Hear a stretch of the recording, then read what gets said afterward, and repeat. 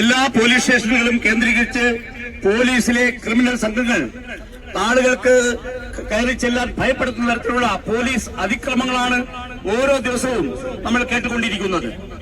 ആ അതിക്രമങ്ങൾക്ക് ഇരയാകുന്നത് അതിൽ മാത്രമാണ് പക്ഷപാതമില്ലാത്തത്.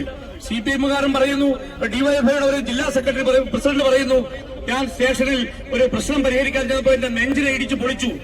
ഓരോ 2 വർഷങ്ങൾക്ക് മുമ്പ് ഒരു കോൺഗ്രസിന്റെ ഒരു മണ്ഡലം, യൂത്ത് കോൺഗ്രസിന്റെ ഒരു മണ്ഡലം പ്രസിഡന്റ് പറയുന്നു, എന്നെ കുരുക്കി കൂമ്പിലിടിച്ചു. അങ്ങനെ ഈ കേരളത്തിൽ അങ്ങോളം ഇങ്ങോളം രാഷ്ട്രീയ BJP-കാർക്ക് മാത്രമുള്ള വലിയ പരാതിയൊന്നുമില്ലാതെ നിൽക്കുന്നത് കോൺഗ്രസുകാരനെയും CPM-കാരനെയും എല്ലാം എത്താൻ കഴിയാത്ത തരത്തിൽ കേരളത്തിലെ പോലീസ് അധപ്പതിച്ചിരിക്കുന്നു.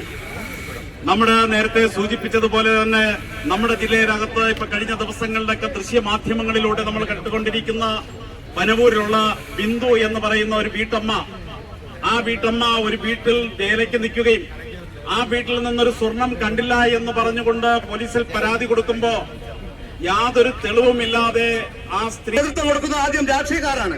ആ രാഷ്ട്രീയക്കാരന് പോലീസിന്റെ ബോർഡ് കാണുമ്പോൾ പേടിയാകുന്ന ഒരവസ്ഥയിലേക്ക് കേരളത്തിലെ പോലീസ് സേന മാറിയിരിക്കുകയാണ്. ഇതിനെതിരെയാണ് ഭാരതീയ ജനതാ പാർട്ടി ഈ നോക്കറിയ ഇന്നലെ കിളിമാനൂരിൽ ഒരു DYSP, ഒരു സർക്കിൾ